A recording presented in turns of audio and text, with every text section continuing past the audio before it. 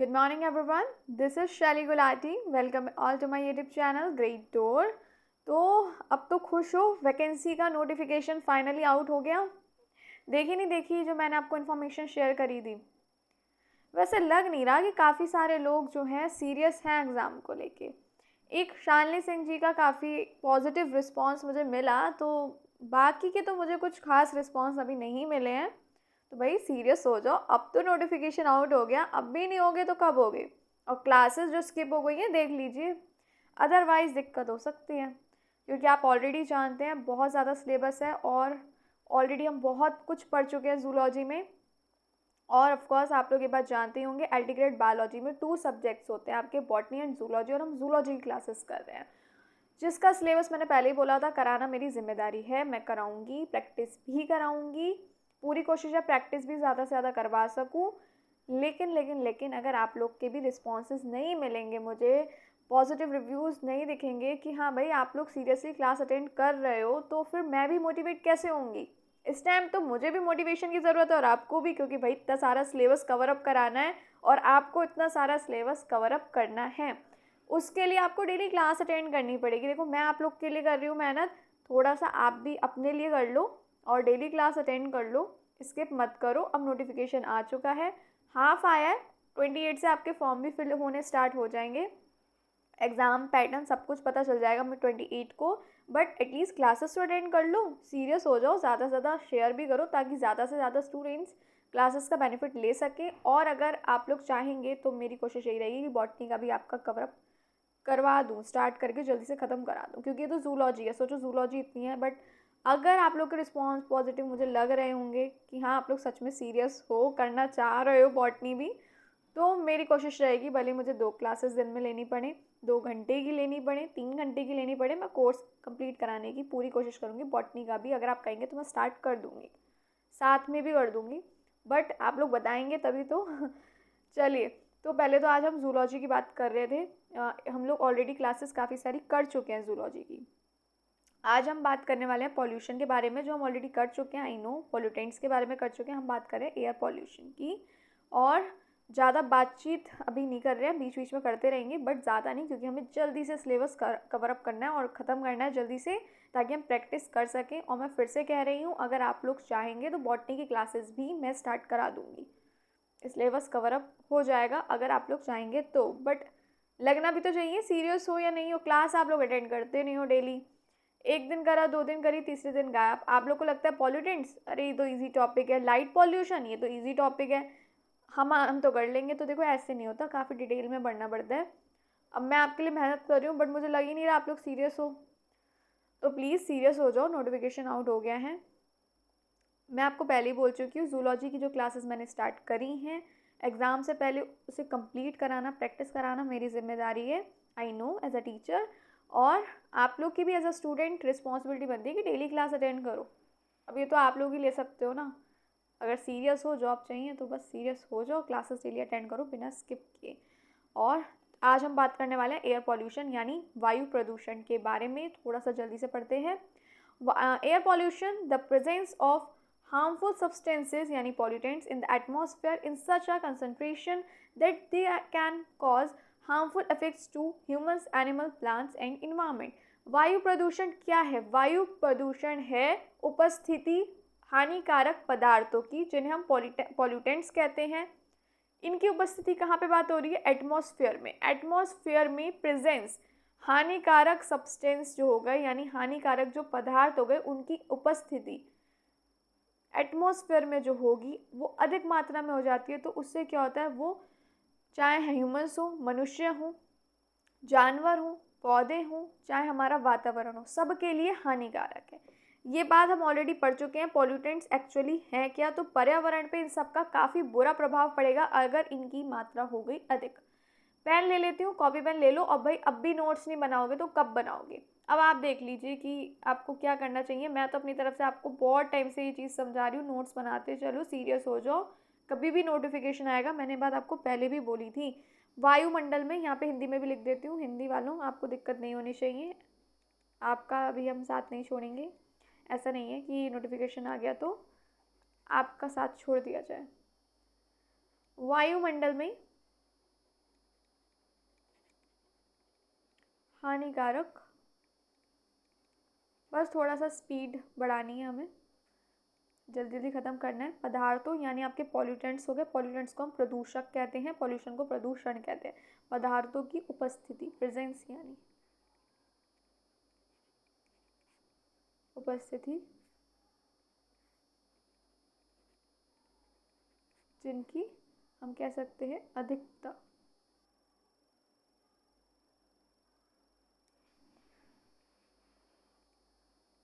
जिनकी अधिकता से मानव, पशु हो गए आपके, पशु, पौधे हो गए, पौधों और पर्यावरण यानी आपका इन्वायरमेंट, पर्यावरण पर बुरा प्रभाव पड़ता है। क्लियर है? क्या है आपका एयर पॉल्यूशन यानी आपका वायु प्रदूषण। वायु प्रदूषण वो हो गया यानी वायुमंडल में, एटमॉस्फेयर में हानिकारक पदार्थों यानी हार्मफुल सब्सटेंस की प्रेजेंस यानी उपस्थिति, जिसकी अधिकता से क्या होगा, मानव, पशु, जानवर, आपका पर्यावरण, सब पे बुरा प्रभाव पड़ेगा। हम ऑलरेडी पॉल्यूशन में ये कई बार पढ़ चुके हैं। पॉल्यूटेंट्स को हम प्रदूषक कहेंगे। और अब मैं बढ़ रही हूँ आगे। लेकिन आपको किसी भी टॉपिक में कोई दिक्कत आ रही है, कन्फ्यूज़न हो रही है, आप उसी टाइम कमेंट बॉक्स में पूछ सकते हैं। सिर्फ ऐसा नहीं है आज की क्लास में, प्रीवियस कोई भी क्लास मिस हो गई है, स्किप हो गई है, उस क्लास का भी आप कुछ भी पूछ सकते हैं। क्लियर है? कभी भी कोई डाउट हो, कन्फ्यूज़न हो, उसी टाइम पूछो, चाहे 2 दिन पहले की हो, चाहे 2 महीने पहले की हो। अल्टीग्रेड बायोलॉजी बाय शैली गुलाटी प्लेलिस्ट बनी हुई है ग्रेड डोर पे। कोई क्लास स्किप हुई हो तो प्लीज़ आप लोग देख सकते हैं। अब एक बार WHO की डेफिनेशन भी देख लेते हैं। क्या है? Air pollution is contamination of the indoor or outdoor environment by any chemical, physical or biological agent that modifies the natural characteristics of the atmosphere। मतलब क्या हुआ? चलो नेक्स्ट पेज पे लिख रही हूँ, ठीक है? फिर आप नोट करने का आपको टाइम दूंगी, टेंशन ना लो। बस हमें जल्दी जल्दी अब सिलेबस कवर अप करना है, तो उस पर ध्यान देना है। मेरा काम है कवर अप कराना, लेकिन आपका काम है पढ़ना। वो देखो आप ही कर सकते हो। वायु प्रदूषण, वायु प्रदूषण यानी वह केमिकल, केमिकल को आप जानते हैं हम कहते हैं रासायनिक, रासायनिक। फिजिकल यानी हो गया आपका भौतिक, और था बायोलॉजिकल, आपका हो गया जैविक, जैविक कारकों, जैविक कारकों द्वारा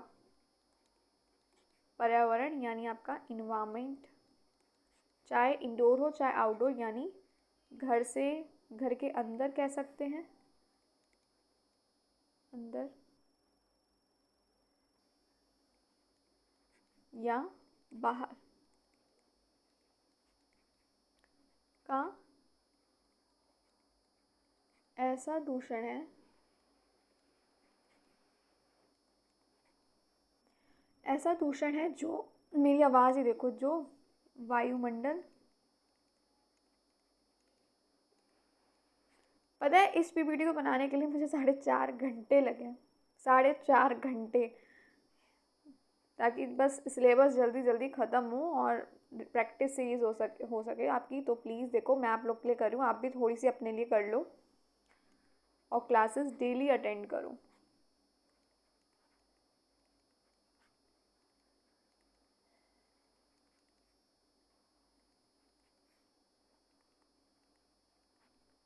थोड़ा सा इसलिए स्पीडली करवा रही हूँ क्योंकि देखो नोटिफिकेशन आ चुका है और हमें सिलेबस ख़त्म करना है, इसलिए थोड़ा सा स्पीडली कर रही हूँ। आप भी जल्दी जल्दी नोट करिएगा, नोट्स बनाते चलो। अब टाइम नहीं रह गया कि बाद में नोट्स बनाओ, अब वो टाइम चला गया। नोट्स साथ साथ ही बनाते चलो। पहले भी मैं यही कह रही थी, अभी भी यही कहूँगी, नोट्स बनाते चलो साथ साथ। चलो एक बार फिर से समझ लेते हैं स्टार्टिंग से। एयर पॉल्यूशन क्या है? एयर पॉल्यूशन वायु प्रदूषण है। क्या है? हमारे पर्यावरण में उपस्थित हानिकारक पदार्थों की जो उपस्थिति, हम ये कह सकते हैं वायुमंडल में हानिकारक पदार्थों यानी हार्मफुल सब्सटेंस की जो प्रेजेंस है, उपस्थिति है, जिसकी अधिक मात्रा हो जाए, अधिकता कह सकते हैं, उससे मानव हो गए, ह्यूमंस हो गए, एनिमल्स हो गए, इन्वायरमेंट हो गया, सब पे क्या होगा? बुरा प्रभाव पड़ता है। हानिकारक है ये सबके लिए। पॉल्यूशन हानिकारक ही होता है, नेगेटिव ही है। और WHO डेफिनेशन क्या है आपकी? Air pollution is the contamination of the indoor और outdoor environment by any chemical, physical और biological agent that modifies the natural characteristics of the atmosphere. यानी वायु प्रदूषण व रासायनिक, भौतिक या जैविक कारकों द्वारा पर्यावरण में का ऐसा दूषण है, चाहे घर के अंदर की बात हो रही है, चाहे बाहर की इन्वायरमेंट की बात हो रही है, पर्यावरण की, तो ऐसा दूषण है जो वायुमंडल की जो प्राकृतिक विशेषताओं को बदलता है, नेचुरल कैरेक्टरिस्टिक्स को बदलता है। आगे बढ़ते हैं। मेन कैटेगरीज क्या होंगी एयर पॉल्यूशन की? क्या होंगी? टू ब्रॉड कैटेगरीज होंगे आपके, एक प्राइमरी पॉल्यूटेंट्स होंगे, एक होंगे आपके सेकेंडरी पॉल्यूटेंट्स। एयर पॉल्यूटेंट्स की बता रही हूँ मैं। तो एयर पॉल्यूटेंट्स की हम बात कर चुके हैं। सबसे पहले आ जाता है हमारा प्राइमरी पॉल्यूटेंट्स। प्राइमरी पॉल्यूटेंट्स क्या होंगे? ये डायरेक्टली एमिटेड होंगे एटमॉस्फेयर में सोर्स के ज़रिए, डायरेक्टली मिलेंगे। यानी these pollutants are release directly, मतलब डायरेक्टली रिलीज होंगे बिना किसी केमिकल रिएक्शन के। कैसे होंगे वो हम अभी देखते हैं। सीधे हम कह सकते हैं सोर्स से क्या होंगे, वायुमंडल में उत्सर्जित हो जाते हैं। हिंदी में लिख देती हूँ यहाँ पे, उत्सर्जित हो जाते हैं। ये ऐसा नहीं है केमिकल रिएक्शन से हो रहे हैं ना, उत्सर्जित हो जाते हैं। चलो जल्दी से हम देख लेते हैं कौन से सोर्स यानी कौन से स्रोत की बात हो रही है। इतना समझ आ गया। प्राइमरी पॉल्यूटेंट्स वो होते हैं जो डायरेक्टली एमिटेड होंगे एटमॉस्फेयर में, डायरेक्टली जाएंगे, मिल जाएंगे भाई सोर्स के ज़रिए, कोई केमिकल रिएक्शन के बिना डायरेक्टली रिलीज होंगे। ये जो पॉल्यूटेंट्स होंगे यानी आपके जो ये प्रदूषक होंगे। देख लेते हैं कुछ एग्जाम्पल। पॉल्यूटेंट हो गए आपके जैसे carbon monoxide, sulphur dioxide, nitric oxide, particulate matter. अब आप सोच रहे होंगे PM 2.5 PM 10 क्या है? फिर से कहूँगी, प्रीवियस क्लासेस अटेंड करो, डिटेल में समझा था हमने इसको, और अब रिपीटेशन का टाइम नहीं है। ऑलरेडी ये चीज़ देखो हम कर चुके हैं डिटेल में। अगर पढ़ने के बाद समझ नहीं आ रही है आप लोग को, नहीं क्लियर हो रही, तो मैं ज़रूर बताऊँगी। डाउट्स क्लियर करना मेरा काम है, बट एक बार आप प्लीज़ प्रीवियस क्लासेस अटेंड करिए। सारी क्लासेस इंपॉर्टेंट है, अदरवाइज़ आप आगे की क्लासेस में कनेक्ट नहीं कर पाएंगे। देन नेक्स्ट पॉल्यूटेंट हो गया आपका हाइड्रोकार्बन। इसमें जैसे आपका बेंजीन और मिथेन आ गए, अमोनिया हो गया, smoke, soot, dust, lead particles जो हो गए, ये सब क्या है? ये सब है आपके प्रदूषक। क्लियर है? ये सब है आपके प्रदूषण। अब आप सोच रहे होंगे कि आगे गैसियस और पर्टिकुलेट क्या क्या है। तो देखो, प्राइमरी पॉल्यूटेंट्स भी टू टाइप्स के होते हैं। एक होते हैं आपके गैसियस और दूसरे होते हैं आपके पर्टिकुलेट। आगे मैंने PPT में डिफाइन किया है, ऐसा नहीं है क्लास में हम पढ़ रहे हैं, बट स्टिल बता देती हूँ। कार्बन मोनोऑक्साइड हो गया आपका गैसियस। प्राइमरी पॉल्यूटेंट्स के दो टाइप्स होते हैं, एक गैसियस एक पर्टिकुलेट। फिर बता रही हूँ, पॉल्यूटेंट के आपके जैसे टू टाइप्स हो गए, एक प्राइमरी पॉल्यूटेंट, एक सेकेंडरी पॉल्यूटेंट। ठीक है ना? एक प्राइमरी पॉल्यूटेंट है आपका और एक है आपका सेकेंडरी।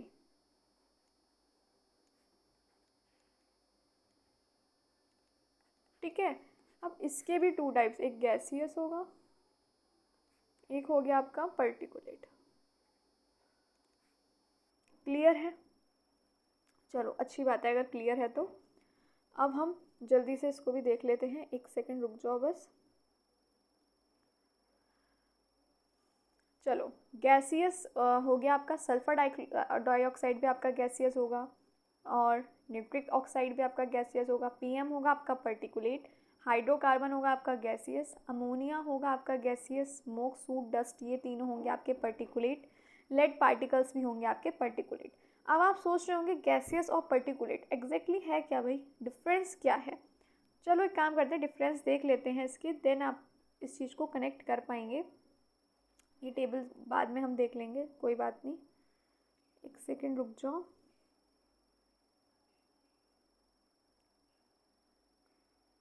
देखो, सबसे पहले बात कर लेते हैं हम प्राइमरी पॉल्यूटेंट्स के बारे में। टाइप्स क्या होंगे प्राइमरी पॉल्यूटेंट्स के? पहला आ जाता है आपका गैसियस प्राइमरी पॉल्यूटेंट। अब आप सोच रहे होंगे गैसियस प्राइमरी पॉल्यूटेंट और फिर पर्टिकुलेट, वो भी करेंगे, देख लेते हैं। देखो ये क्या है, प्योर गैसेस हैं जो रिलीज हो रही हैं डायरेक्टली, किसमें? वायुमंडल, हम कह सकते हैं एयर में। नेचुरल और ह्यूमन मेड सोर्सेस दोनों से ये क्या हो रही है, प्योर गैसेस हैं और डायरेक्टली जा रही है एयर में। ठीक है। ये इनविजिबल होंगी लेकिन ये बहुत ज़्यादा रिएक्टिव होंगी, हम कह सकते हैं ये हानिकारक होती हैं। इतनी बात समझ आई या नहीं आई, जल्दी बताओ। इतनी बात समझ आई आप लोगों को? यहाँ तो कोई दिक्कत है तो बताओ। क्लियर हुआ? गैसियस प्राइमरी पॉल्यूटेंट्स ये क्या हैं? ये प्योर गैसेस हैं जो क्या हो रही है, रिलीज हो रही हैं डायरेक्टली किसमें, एयर में जाके। नेचुरल और ह्यूमन मेड दोनों सोर्सेज से, देख नहीं सकते, इनविजिबल हैं, बट क्या है, ये हाईली रिएक्टिव है और हार्मफुल है। कैसे हैं इसके एग्जांपल्स हम देख लेते हैं। जैसे हो गया आपका CO। देखो इससे पहले काम करती हूँ, इनको कार्बन मोनोऑक्साइड वगैरह को एक बार डिटेल में आपको बता देती हूँ, देन हम चार्ट देख लेंगे। जैसे आ जाता है आपका कार्बन मोनोऑक्साइड, पहली आ जाएगी आपकी, जैसे कि एक गैसियस का ही बता रही हूँ एग्जाम्पल। ये आ गया आपका CO यानी कार्बन मोनोऑक्साइड। कलर क्या होगा इसका, ये कलरलेस होगी, ठीक है ना, कलर होगा ही नहीं, ऑर्डरलेस होगी, ये ऑर्डरलेस। और ये क्या है, जहरीली गैस है, टॉक्सिक गैस है ये। नोट कर लिया? नोट देखो थोड़ा सा स्पीडली करना पड़ेगा आप लोगों को क्योंकि हमें बहुत सारा पढ़ना है। क्लियर? और फॉर्म्ड कैसे होगी, तो ये फॉर्म्ड होगी by incomplete complete combustion of carbon, कह सकते हैं कार्बन कंटेनिंग फ्यूल्स, जैसे पेट्रोल हो गया, डीजल हो गया, formed by incomplete combustion,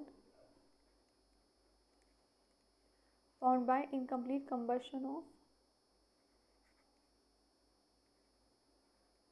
carbon containing fuels, जैसे आपका पेट्रोल, डीजल हो गया, कोल हो गया, ये सब इसी के ही हो गए, कार्बन कंटेनिंग फ्यूल्स हो गए सब, पेट्रोल, डीजल, कोल। नोट कर लो जल्दी से, देन हम आगे बढ़ें।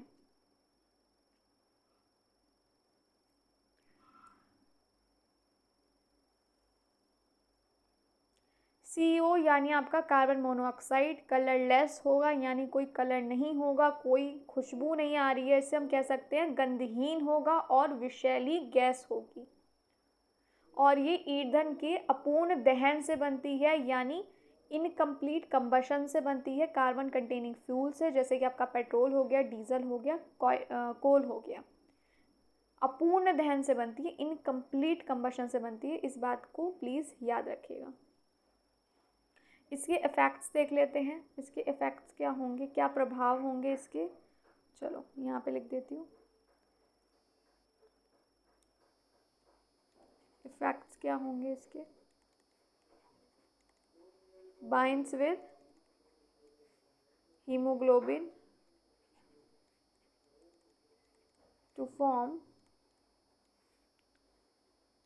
Carboxy haemoglobin, reducing oxygen carrying capacity, oxygen carrying capacity। क्या कॉज होगा, हेडेक कॉज होगा उससे, डिजीनेस होगी, सफोकेशन होगी, इवन डेथ भी हो सकती है। नोट कर लीजिए जल्दी से, देन हम आगे देखें, बट थोड़ा सा स्पीड आपको आज बढ़ानी पड़ेगी, एग्ज़ाम की हमें तैयारी जल्दी से करनी है।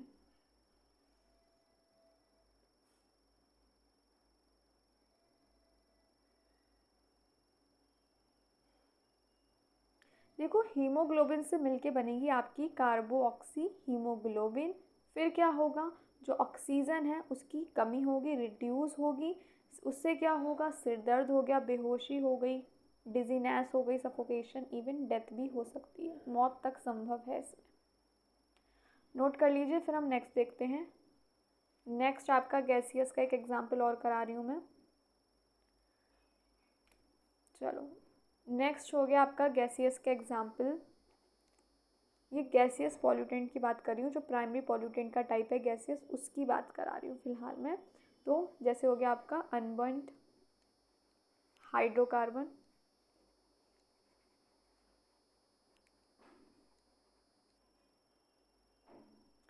ये कैसे ऑरिजिनेट होगा? Originate from incomplete combustion of petrol and other fuels। Note कर लो, फिर हम समझेंगे इसे। और क्या कह सकते हैं? हम कह सकते हैं also released by industries, vehicular emission,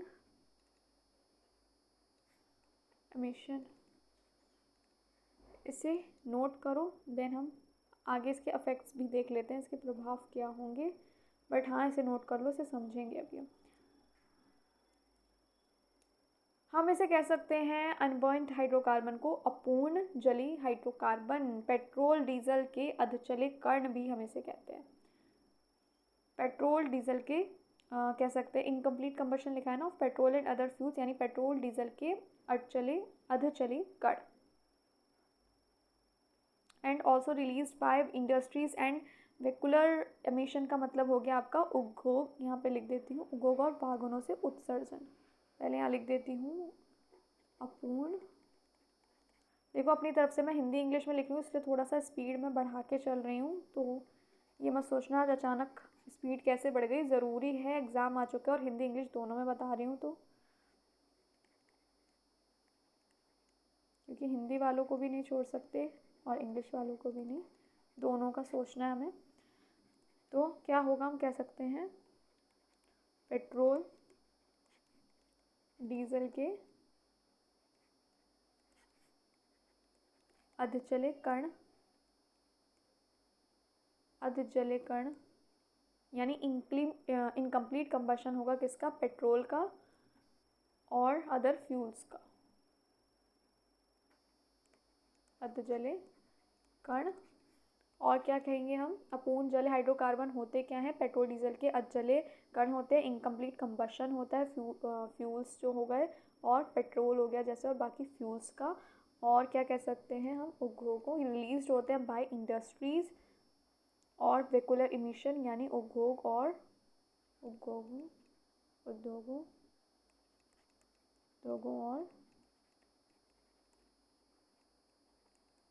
वाहनों से क्या होगा? उत्सर्जन होगा, रिलीज होंगे ये। इसके इफेक्ट्स भी हैंड टू हैंड देख लेती हूँ, फिर इंग्लिश में भी बता दूंगी इसके इफेक्ट्स यानी कि प्रभाव क्या होंगे। तो फोटोकेमिकल स्मॉग बनते हैं, यहाँ पे ऐसे लिख देती हूँ, फोटोकेमिकल स्मॉग बनते हैं।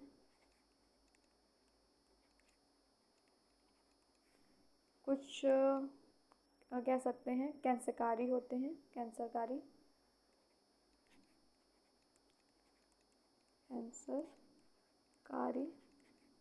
होते हैं।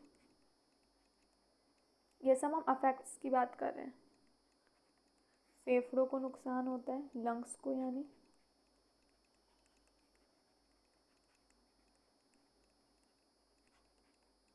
नोट कर लो। इंग्लिश में लिखने की ज़रूरत है तो बताओ, नहीं है तो भी बता दो।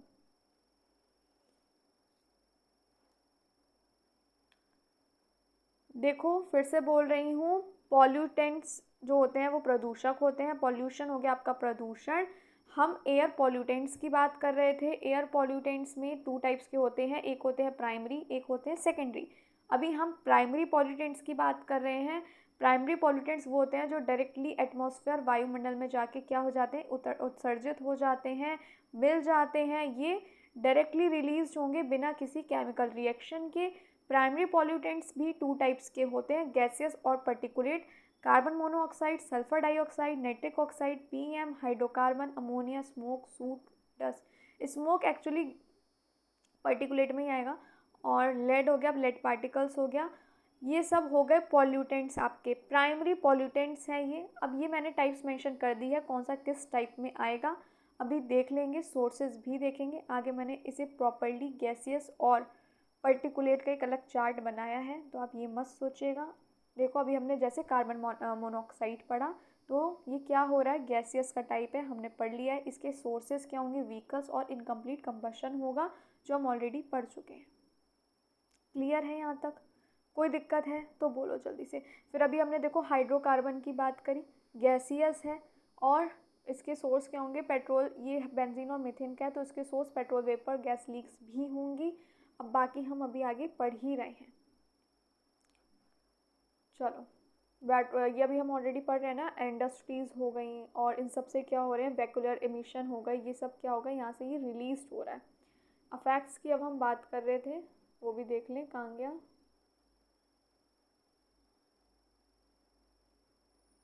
अभी हम चार्ट पूरा देखेंगे, ये मत सोचिएगा कि चार्ट नहीं देख रहे। ये हमने अभी बात करी अपूर्ण जले हाइड्रोकार्बन की, यानी अनबर्न्ड हाइड्रोकार्बन की। पेट्रोल डीजल से क्या होंगे, ये कह सकते हैं पेट्रोल डीजल के ये अध जले कण हैं ये, और उद्योगों और वाहनों से क्या होंगे, ये उत्सर्जन होगा इसका, यानी originate from incomplete combustion of petrol and other fuels and also release by industries and कह सकते हैं व्हीकुलर इमिशंस। इफेक्ट्स इसके एक बार इंग्लिश में भी लिख रही हूँ, इंग्लिश वालों कह सकते हैं हम, पार्टिसिपेट इन फोटोकेमिकल स्मॉग,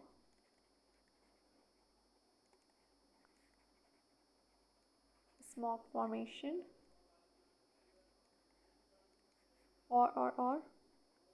और हम कह सकते हैं carcinogenic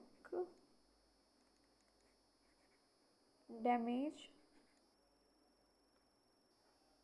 carcinogenic and damage respiratory system.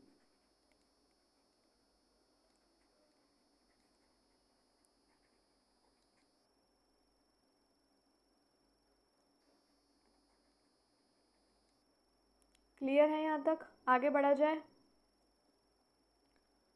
यहाँ तक सब क्लियर है? कहीं दिक्कत हो रही हो उसी टाइम पूछ लेना, उसी टाइम आप पूछ सकते हैं।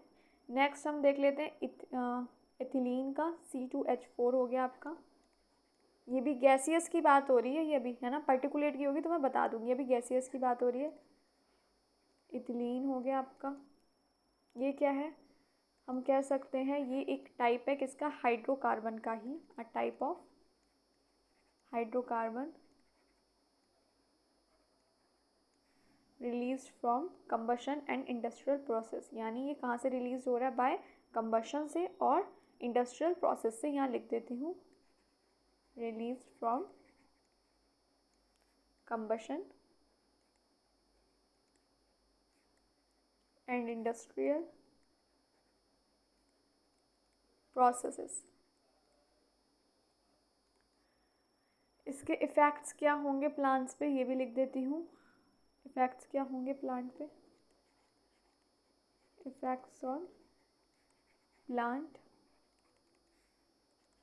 प्रीमैच्योर लीफ फॉल होंगी, प्रीमैच्योर लीफ फॉल, और कह सकते हैं inhibition of root elongation, inhibition of root elongation, और क्या होगा कॉजेस, सेनेसेंस, पेन कहाँ गया,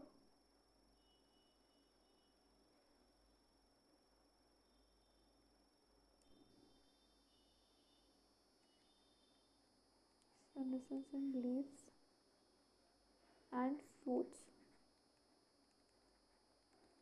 नोट कर लीजिए जल्दी से।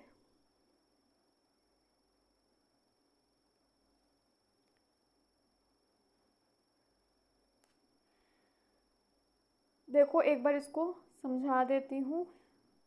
देखो अ टाइप ऑफ हाइड्रोकार्बन, यानी एक हाइड्रोकार्बन का ही टाइप है, ये कैसे रिलीज हो रहा है, from combustion and industrial processes, यानी जलने की प्रक्रिया और उद्योगों से, यानी इंडस्ट्री से क्या होता है, ये निकलता है। ठीक है, क्लियर है इतना? कहाँ से निकलती है ये इथीन जो है, सॉरी इथिलीन जो है, जलने की प्रक्रिया और उद्योगों से निकलती है। इसका पौधों पर प्रभाव क्या होगा? समय से पहले पत्तियां गिरना, ये इसी का है। जड़ों की वृद्धि में बाधा आना, इनहिबिशन ऑफ लॉन्ग एलोंगेशन, यानी क्या होगा? जड़ों की वृद्धि जो होगी, ग्रोथ होगी, उसमें बाधा आना। पत्तियों और फलों का समय पर हम कह सकते हैं पूर्ण वृद्धावस्था जो होगी,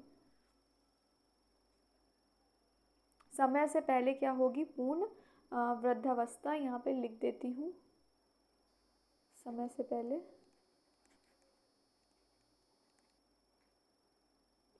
यहाँ डायरेक्ट लिख देती हूँ, 1 मिनट। फलों और हम कह सकते हैं पत्तियों में, लीव्स में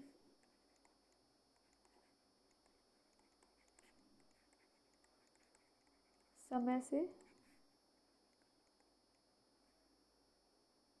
समय पूर्ण में समय पूर्ण पूर्व वृद्धावस्था नोट कर लीजिए। देन नेक्स्ट देखते हैं।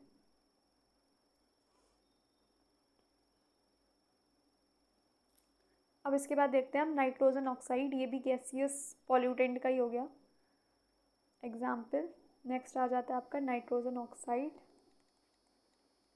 नाइट्रोजन ऑक्साइड हम बात कर रहे हैं NON NO2 की। देखते हैं ये प्रोड्यूस्ड कैसे होगा। 1 मिनट, पेन ले लूँ।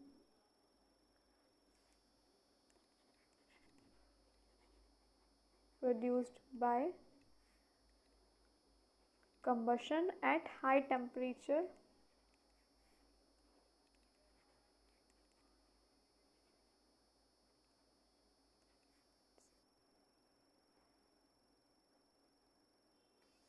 जैसे कि इसमें आ जाएंगे आपका vehicles, thermal plants.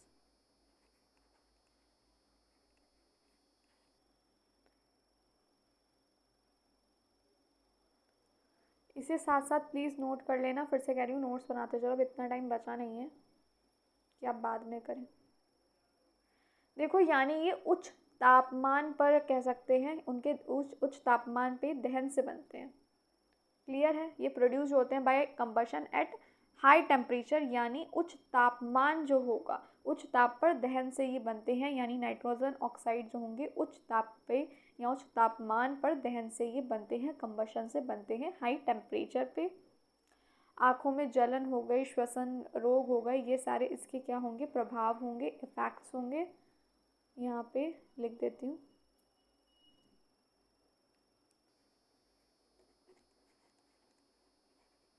Effects.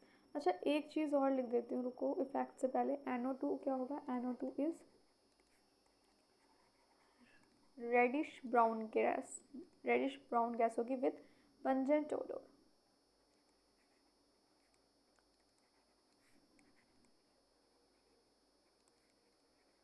Note कर लो जल्दी से, जल्दी से इसे नोट कर लीजिए।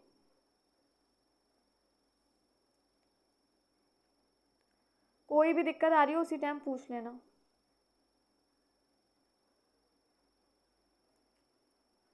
इफेक्ट्स देखें इसके।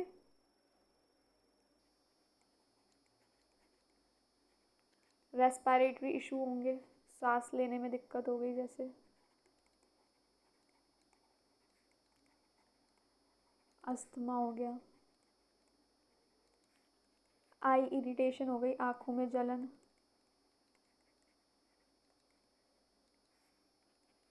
And forms photochemical smog. Photochemical smog और एसिड रेन भी फॉर्म होती है इससे। Form photochemical smog and acid rain. Visibility भी जो होगी वो क्या होगी? रिड्यूस होती है इससे, रिड्यूस विजिबिलिटी। नोट कर लो जल्दी से। देन आगे बढ़ते हैं, सल्फर ऑक्साइड को भी देख लेते हैं hand to hand.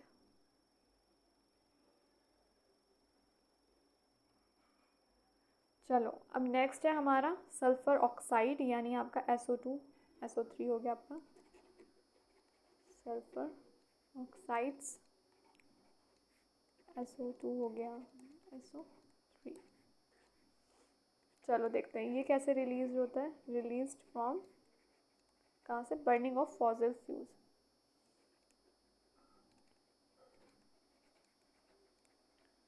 Fossil fuels जैसे हो गया आपका कोल हो गया, ऑयल हो गया। क्लियर? नोट कर लो हैंड टू हैंड।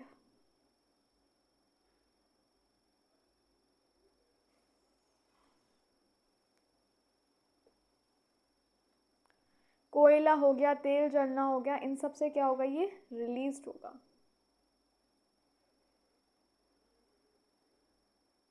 ये एसिड रेन का भी कारण है, यहाँ पे लिख देती हूँ। अफेक्ट्स में लंग डिसीज हो सकती है इससे,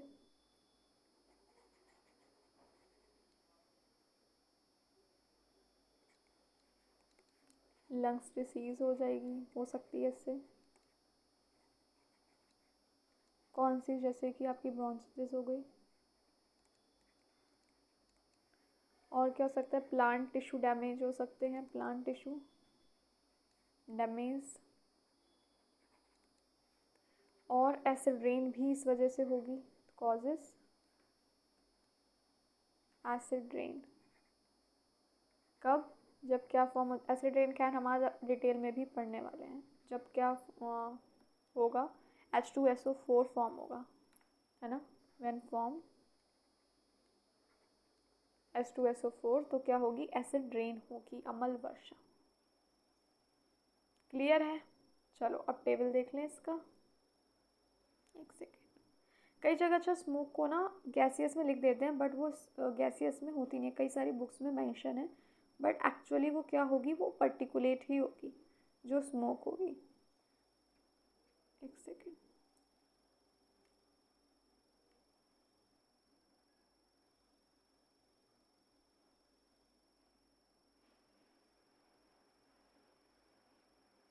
देखो अभी हम इसका एग्जाम्पल भी देख रहे थे ना। तो कार्बन मोनोऑक्साइड क्या है? आपकी गैसियस है, वाहन, और कह सकते हैं इनकम्प्लीट कम्बेशन यानी अधूरे दहन जो क्या हो रही है, ये पॉल्यूटेंट्स जो हैं कहाँ से आ रहे हैं? कहाँ से आ रहे हैं? व्हीकल से आ रहे हैं, और इनकम्प्लीट कम्बशन से आ रहे हैं यानी अधूरे दहन से आ रहे हैं। सल्फर डाइऑक्साइड भी आपकी गैसियस है, कोयला उपभोग से आ रही है, ये कोल बर्निंग से और इंडस्ट्रीज से। नाइट्रिक एसिड जो हो गया ये भी गैसियस है, ये वाहन से और पावर प्लांट से आ रही है, सोर्स इसके होंगे। पीएम वैसे पर्टिकुलेट है, कंस्ट्रक्शन डस्ट स्मोक होंगे इसके सोर्सेज। हाइड्रोकार्बन के सोर्स होंगे पेट्रोल वेपर, गैस लीक्स हो गई जैसे कि। और फिर आ जाता है अमोनिया, ये गैसियस है। फर्टिलाइज़र्स हैं, कैटल फॉर्म हो गए, खाद हो गए, पशु फॉर्म हो गए, ये इसके सोर्सेज हो गए। स्मोक, सूट, डस्ट ये पर्टिकुलेट हैं। बायोमास बर्निंग हो गई, माइनिंग हो गई, लकड़ी हो गई, कचरा जलना हो गया, ये जो होगा सोर्स होगा इसका, यहाँ से आ रहे हैं ये। लेड पार्टिकल्स आ रहे हैं आपके बैटरी से और ओल्ड फ्यूल से यानी पुराने पेट्रोल से और बैटरीज से आ रहे हैं। क्लियर? ये सब थे हमारे गैसियस जो अभी हमने बातचीत करी है। अब आ जाएंगे हमारे नेक्स्ट सेकेंडरी नहीं, एक्चुअली पहले पर्टिकुलेट पढ़ लेते हैं। अब आ जाते हैं ये हमारे, ये तो गैसियस वाले। देखो अभी हमने ये सारे पढ़े थे कंबाइन करके, सारे एग्जाम्पल्स अभी हमने जो पढ़े थे इसमें गैसियस और पर्टिकुलेट दोनों मिक्स थे। हमने प्राइमरी पॉल्यूटेंट्स के क्योंकि एग्जाम्पल पढ़े थे, ये एग्जाम्पल थे प्राइमरी पॉल्यूटेंट्स के, इसलिए मैंने इसके चार्ट में गैसियस और पर्टिकुलेट दोनों ही ऐड कर दी। अब देखते हैं सिर्फ गैसियस जो भी हमने बात करी थी। कार्बन मोनोऑक्साइड हो गया आपका, एथिलीन हो गया, अनबर्न्ड हाइड्रोकार्बन हो गया आपका, और C2H4 जो अभी हमने बात करी एथिलीन, और नाइट्रिक एसिड हो गया, सल्फर ऑक्साइड हो गया, ये सब क्या है? हमारी गैसियस है। अब प्रॉपर हम देख रहे हैं गैसियस को ही और इनके हार्मफुल इफेक्ट्स को, इनके फुल नेम क्या है, सोर्सेस क्या है, अब बातचीत करेंगे हम इसकी। एक सेकेंड।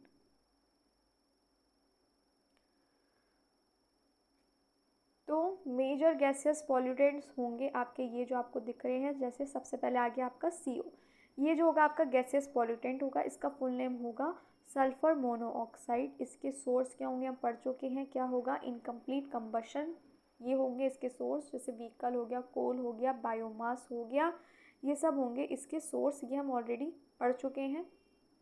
अधूरे दहन से कह सकते हैं, ये आ रहा है। इससे क्या फॉर्म होंगे, इससे फॉर्म होंगे कार्बोक्सी हीमोग्लोबिन, ये हम पढ़ चुके हैं अभी डिटेल में। जिससे क्या होगा, ऑक्सीजन की कमी होगी, ब्लॉक्स ऑक्सीजन ट्रांसपोर्ट, जिससे सफोकेशन और डेथ भी हो सकती है, ये हम ऑलरेडी पढ़ चुके हैं। फिर हम सल्फर डाइऑक्साइड के बारे में भी पढ़ चुके हैं। इसके सोर्स होंगे बर्निंग ऑफ क्या, कोल, ऑयल और थर्मल पावर प्लांट्स हो गए। इससे क्या होगा, इससे रेस्पिरेटरी इश्यूज़ होंगे, आई इरिटेशन हो गई, एसिड भी इससे कॉज होगी, जब ये क्या फॉर्म हो जाएगा, H2SO4। फिर आपका नाइट्रिक ऑक्साइड और नाइट्रोजन डाइऑक्साइड जो हो गया, NO2 हो गया, आपका NO हो गया। इसके सोर्स होंगे व्हीकल्स, इंडस्ट्रीज़ और कंबशन। इससे क्या होगा, इसके प्रभाव क्या होंगे, इससे लंग इरिटेशन हो गई, स्मोक फॉर्मेशन हो गई, नहीं सॉरी, हाँ, इससे क्या होगी, लंग इरिटेशन हो गई, स्मॉग फॉर्मेशन और एसिड रेन होगी। फिर हाइड्रोकार्बन हम पढ़ चुके हैं, जैसे कि इसमें बेंजीन हो गया, आपका एथिलीन हो गया, जो हम अभी ऑलरेडी देख चुके हैं। इसके सोर्स होंगे पेट्रोल, डीजल, इंडस्ट्रियल सॉल्वेंट। इससे क्या होगा, कैंसर रिस्क जो है वो हो जाता है, स्मोक फॉर्मेशन होगी। फिर आपका जो है कह सकते हैं O3, लेकिन ग्राउंड लेवल पे। ओजोन हो गई, सेकेंडरी बात हो रही है इसमें, परत की।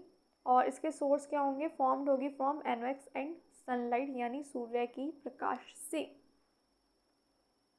ओजोन ध्यान रखिएगा, ये ग्राउंड लेवल की बात हो रही है, यानी भूमि स्तर पे। और फुल नेम हम कह सकते हैं इसका, ओजोन का जो है हम इसे सेकेंडरी प्रदूषक भी कहते हैं। देन हम इसको ऑलरेडी देख चुके हैं, form from NOx plus sunlight. और इससे क्या होगा, स्ट्रॉन्ग ऑक्सीडाइजर हो गया, और क्या होगा, इससे लंग डैमेज होगी। यहाँ तक कोई दिक्कत है तो जल्दी से बताओ, कोई दिक्कत, आगे बढ़ा जाए। देन आ जाता है आपका NH3 यानी अमोनिया। तो इसके सोर्स होंगे फर्टिलाइजर्स हो गए, लिव स्टॉक्स वेस्ट हो गया, आई स्किन और रेस्पिरेटरी, आई स्किन और रेस्पिरेटरी क्या हो सकती है, इरिटेशन हो सकती है, नुकसानदायक है। फिर आ जाता है आपका VOC, इसका फुल नेम है आपका वोलेटाइल ऑर्गेनिक कंपाउंड। इसके सोर्स होंगे क्या, पेंट हो गया, क्लीनिंग एजेंट्स हो गए, पेट्रोल हो गए, ये सारे सोर्स हो गए यानी स्रोत हो गए।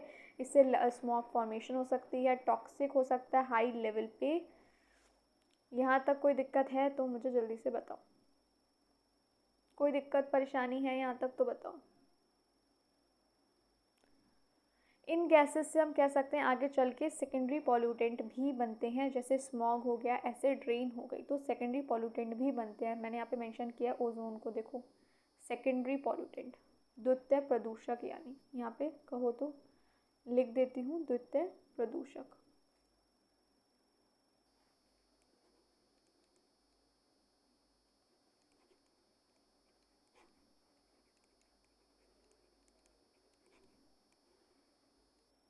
क्लियर है या नहीं, तो इन गैसों से आगे चलकर क्या बनेंगे, सेकेंडरी पॉल्यूटेंट्स भी बनते हैं, जैसे स्मॉग हो गया, एसिड रेन हो गया आपका, तो वो भी बनते हैं। देखो मेंशन भी कर रखा है मैंने, दीज गैसेस में also participate in forming secondary pollutants like photochemical, smog and acid rain, यानी इन गैसों से आगे चल के सेकेंडरी पॉल्यूटेंट्स भी बनते हैं। अब आ जाते हैं आपके पर्टिकुलेट। पर्टिकुलेट को हम देखो, गैसियस को हम गैसीय बोलते हैं, आप लोग जानते हैं, और पर्टिकुलेट हो गए आपके, पर्टिकुलर पॉल्यूटेंट्स हो गए आपके कण। ये बहुत छोटे होंगे, सॉलिड होंगे और लिक्विड पार्टिकल्स होंगे, suspended in the air which may और may not be visible. Visible हो भी सकते हैं और विजिबल नहीं भी हो सकते, ऐसा नहीं है कि विजिबल ही होंगे या विजिबल नहीं होंगे, दोनों चीज़ें हो सकती हैं। और they are inhalable and can deeply affect health, especially lungs and heart. सांस लेंगे अंदर जाएंगे और भाई नुकसानदायक हैं हमारी हेल्थ के लिए, हमारे स्वास्थ्य के लिए, स्पेशली हमारे लंग्स के लिए, हमारे हार्ट के लिए, हमारे हृदय के लिए क्या है, नुकसानदायक है। कोई दिक्कत है यहाँ तक, पढ़ा जाए पर्टिकुलेट के बारे में क्या है। बहुत छोटे होंगे ये, सूक्ष्म कण होंगे, सॉलिड भी हो सकते हैं, ठोस भी, और लिक्विड यानी तरल भी हो सकते हैं, जो हवा में, ये देखो सस्पेंडेड इन द एयर मतलब हो गया हवा में ये तैरते ही रहते हैं, कुछ दिखते हैं कुछ नहीं दिखते हैं, फेफड़ों में जाकर ये गहरी बीमारियां पैदा कर सकते हैं, इस बात का ध्यान रखिएगा। चलो अब आ जाते हैं हमारे पर्टिकुलेट पॉल्यूटेंट्स। तो इसमें जैसे कि देख लेते हैं कौन कौन से होंगे हमारे पर्टिकुलेट एयर पॉल्यूटेंट्स। PM10 हो गया, PM2.5 हो गया, सूट ब्लैक कार्बन यानी स्मोक हो गया, डस्ट हो गया, ऐश हो गई, लेड पार्टिकल्स हो गए, एरोजोल हो गए। ये सब हो गए आपके मेजर पर्टिकुलेट कण हो गए। एयर पॉल्यूटेंट्स की बात हो रही है, हम ऑलरेडी पढ़ चुके हैं एयर पॉल्यूटेंट्स। हमने 2 टाइप्स के पढ़े, प्राइमरी एंड सेकेंडरी की बात कर रहे थे। अभी हमने प्राइमरी देखा, प्राइमरी में 2 टाइप्स होते हैं। गैसियस हम पढ़ चुके हैं, ये हैं हमारे पर्टिकुलेट यानी कण। तो इसमें देख लेते हैं PM10 और PM2.5 के बारे में हम ऑलरेडी काफ़ी कुछ पढ़ चुके हैं, तो फिर भी चलो थोड़ा बहुत हम देख लेते हैं। तो PM10 क्या होगा, सॉलिड होंगे ये, यहाँ पे लिख देती हूँ, सॉलिड होंगे और मोटे कण। कोर्स लिखा है ना यहाँ पे, यानी क्या होंगे ये, मोटे कण होंगे, ठोस और मोटे कण होंगे, ठीक है ना। सोर्स क्या होंगे इसके, कंस्ट्रक्शन है, डस्ट है, विकस, ये सोर्स होंगे। इसके इफ़ेक्ट्स क्या होंगे, नोज़ और थ्रोट इरिटेशन, ये सब होंगे इसके हार्मफुल अफेक्ट्स। अच्छा अब आ जाता है हमारा PM2.5। भाई ये क्या होगा, ये जो होंगे ठोस ज़रूर होंगे, ठोस होंगे लेकिन फाइन होंगे, यानी सूक्ष्म कण होंगे, छोटे होंगे, छोटे होंगे। वो सॉलिड होंगे लेकिन कैसे कण होंगे, मोटे कण होंगे। PM2.5 के सोर्स होंगे डीजल एक्सहॉस्ट हो गया, फायर फैक्ट्रीज हो गई, ये सारे होंगे इसके सोर्स। क्लियर है। PM10 के क्या होंगे, कंस्ट्रक्शन हो गया, धूल हो गई, वाहन हो गए, और डीजल हो गया, फैक्ट्री हो गई, आग हो गए, ये सारी चीज़ें होंगी PM2.5 के। क्लियर है यहाँ तक। PM10 से क्या हो रही है, नाक और गले में जलन हो रही है, और PM2.5 क्या है, ये लंग्स में जा रहा है, और फिर उससे क्या हो रही है, हार्ट और रेस्पिरेटरी डिसीज़ यानी फेफड़ों में जाकर दिल और सांस की बीमारियाँ। क्लियर क्लियर क्लियर, आगे बढ़ा जाए, बताओ। फिर आ जाता है आपका सूट कालिक ब्लैक कार्बन भी हम इसे कहेंगे। ये कैसा होगा, सॉलिड होगा, ठोस होगा, और कैसे हो रहा है, ये इनकम्प्लीट कंबशन से हो रहा है। इससे क्या हार्मफुल इफेक्ट होंगे, ग्लोबल वार्मिंग हो गई, और होंगे क्या आपके लंग डैमेज होंगे, भाई फेफड़ों का खतरा, फेफड़ों में जाकर दिल और सांस की बीमारियां आपके PM2.5 से भी हो रही थी, और ग्लोबल वार्मिंग और सांस की दिक्कत आपकी सूट यानी ब्लैक कार्बन से भी हो रही है।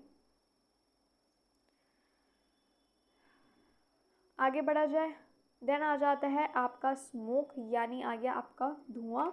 तो ये क्या होगा, मिक्स्ड होगा, सॉलिड का भी, लिक्विड का भी, और आपका गैस का भी, ठीक है। सोर्स क्या होंगे, बायोमास का जलना, वेस्ट का जलना यानी कूड़ा का जलना। इससे क्या होगा, आई इरिटेशन होगी, ब्रीथिंग प्रॉब्लम्स हो सकती है, और विजिबिलिटी क्या होगी, रिड्यूस होगी। फिर आ जाती है आपकी डस्ट, सॉलिड होगी, रोड है, माइनिंग कंस्ट्रक्शन हो गया, सड़क हो गई, माइनिंग हो गया, निर्माण हो गया, ये सब क्या होंगे, सोर्स होंगे डस्ट के। इससे एलर्जी और अस्थमा हो सकता है। फिर आ जाती है आपकी ऐश, राख कह सकते हैं, सॉलिड होगी, थर्मल पावर प्लांट्स और वॉल्केनोज जो होंगे क्या होंगे, राख के सोर्सेज होंगे। इससे क्या हो सकता है, lung irritation. Then lead particles solid होंगे, टॉक्सिक मेटल होगा, और क्या होगा, हम कह सकते हैं को भारी धातु होंगे ये, ठीक है ना। ओल्ड फ्यूल्स और बैटरीज जो होंगी वो होंगे इसके सोर्स। इससे ब्रेन डैमेज हो सकता है, specially in children. Then aerosol, liquid and solid droplets होंगी ये, इसके सोर्स होंगे। स्प्रेज हो गए, वॉल्केनिक एक्टिविटीज़ हो गई, कंबशन हो गया, और हार्मफुल इफेक्ट क्या होंगे, क्लाइमेट इम्पैक्ट जो हो गया, आई और लंग इश्यूज़ होंगे। ज़्यादातर में देखो आई लंग की चीज़ें दिखा रहे हैं, इश्यूज़, डैमेज, इरिटेशन। यहाँ तक क्लियर हो गया। स्प्रे ज्वालामुखी हो गया, धुआं हो गया, वो सोर्स होंगे आपके एरोसल के। इससे क्या होगा, जलवायु पे भी असर होगा, और आई और लंग क्या होगा, आँखों की जलन हो गई, आई लंग इश्यूज भी होंगे। यहाँ तक कोई दिक्कत है तो जल्दी बताओ।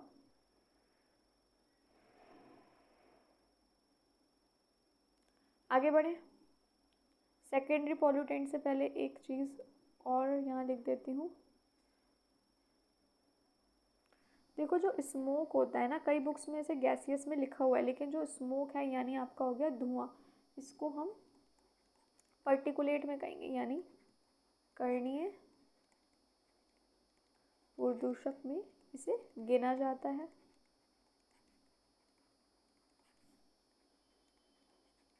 क्योंकि इसमें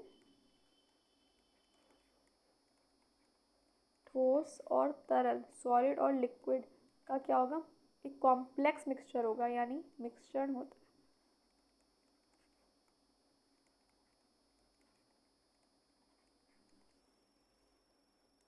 ठीक है, इसे नोट कर लो, नोट करके अलग से लिख लेना।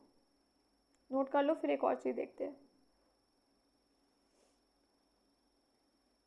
बढ़ू, देखो आपका जो PM2.5 है और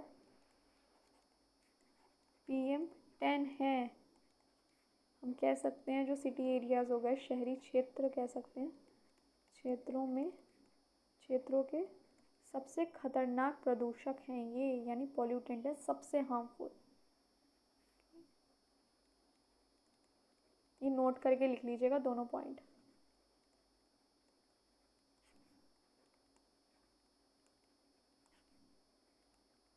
नोट करके दोनों पॉइंट्स को लिख लीजिए।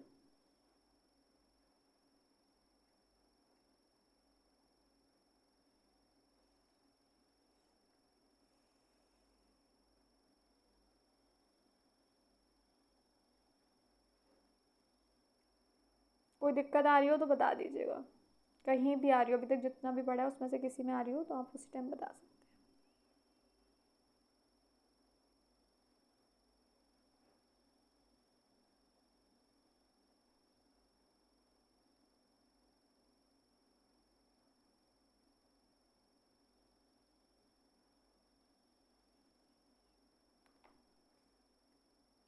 बढ़ा जाए आगे। देखो हम ऑलरेडी ये चीज़ पढ़ चुके हैं। देखो डस्ट क्या होंगे हम पढ़ चुके हैं एक बार, मैं फिर भी थोड़ा थोड़ा इसके बारे में थोड़ा और लिख देती हूँ। ये क्या होंगे, फाइन सॉलिड पार्टिकल्स हो गए आपके,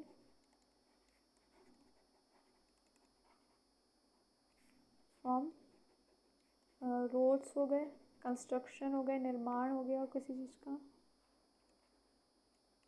और माइनिंग से, है ना। इससे ब्रीथिंग प्रॉब्लम हो रही है, ये चीज़ हम पढ़ चुके हैं, है ना। ब्रीथिंग प्रॉब्लम हो रही है, इससे आई इरिटेशन हो रही है, ये चीज़ हम जान चुके हैं। और देन हमने बात करी थी किसकी, ब्लैक कार्बन की, यानी आपका सूट हो गया, कालिक हो गया। ये क्या है, कार्बन रिच फाइन पार्टिकल्स हैं, पढ़ चुके हैं, मैंने सोचा थोड़ा सा और पढ़ लेते हैं कहीं एग्ज़ाम में दिक्कत ना हो। कार्बन रिच फाइन पार्टिकल्स कहाँ से आ रहे हैं, फ्रॉम इनकम्प्लीट कंबशन।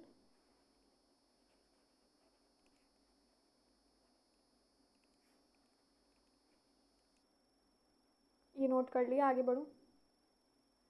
कहाँ पे है ये, इनकी प्रेजेंट कहाँ पे है, प्रेजेंट इन डीजल,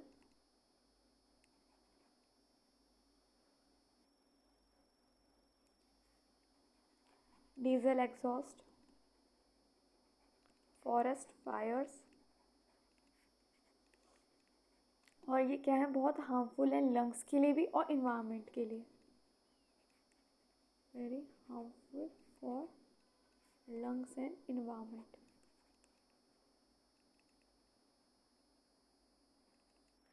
नोट कर लो जल्दी से, करना चाहते हो तो, बाकी समझा तो मैं चुकी हूँ इसको। अधूरे दहन से आ रहे हैं ये, डीजल हो गया, जंगल में आग हो गई, डीजल इंजन हो गया। क्लियर है यहाँ तक, बहुत सूक्ष्म होंगे, फेफड़ों को नुकसान होगा, ग्लोबल वार्मिंग होगी, ये सारे इसके अफेक्ट हो गए। नहीं ये तो एक्चुअली स्मोक के हो गए, ये सूट के भी, हाँ चलो यही होंगे, लंग्स हो गए, इन्वायरमेंट, ग्लोबल वार्मिंग इसी में ही आ गई ना। और बताओ कौन सा रह गया, एरोजोल वगैरह सब समझ आ गया था।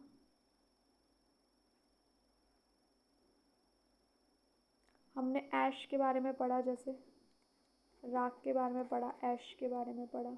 ये क्या हो गया इसमें, ये क्या है, थर्मल पावर प्लांट, ज्वालामुखी हो गए, आपके वॉल्केनोज हो गए, या क्या है ये, पटाखों क्रैकर्स हो गए से निकली महीन राख है, महीन राख है। ये हो गई आपकी ऐश।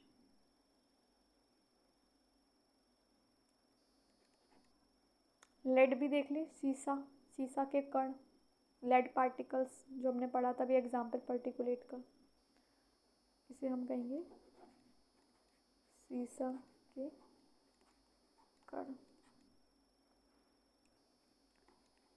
आपके पुराने पेट्रोल हो गया जो हमने पढ़ा था, ओल्ड फ्यूज पढ़ा था अभी, पेट्रोल हो गया, बैटरियां हो गई,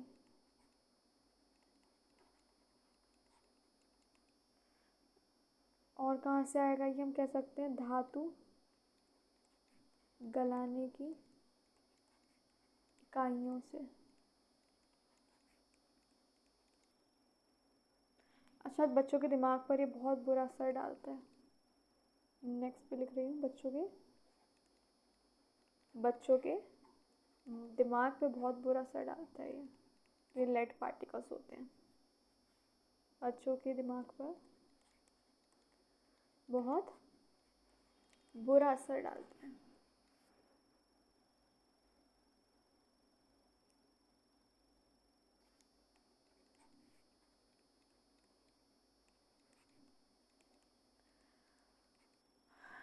ये भगवान, गड़बड़ हो गई, जा लिख दिया गलती से। किसी टॉपिक में दिक्कत आ रही हो तो बता देना।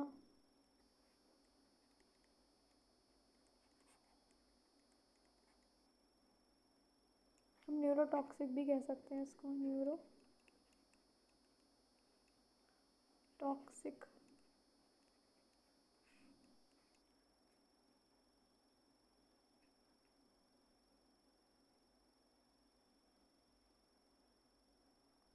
यहाँ तक दिक्कत तो नहीं हो रही कोई?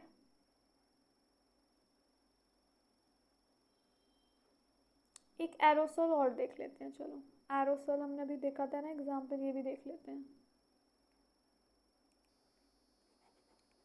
एरोजोल, सॉरी एरोजोल्स क्या है ये हम कह सकते हैं स्प्रे, हमने अभी बात करी थी इसकी, स्प्रे हो गया, फैक्ट्री हो गई,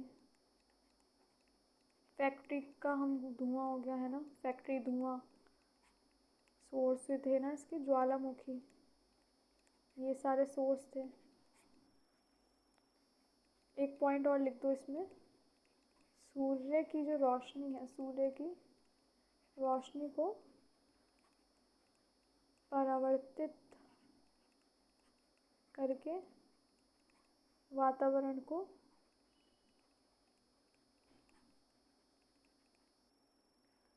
ठंडा कर सकते हैं।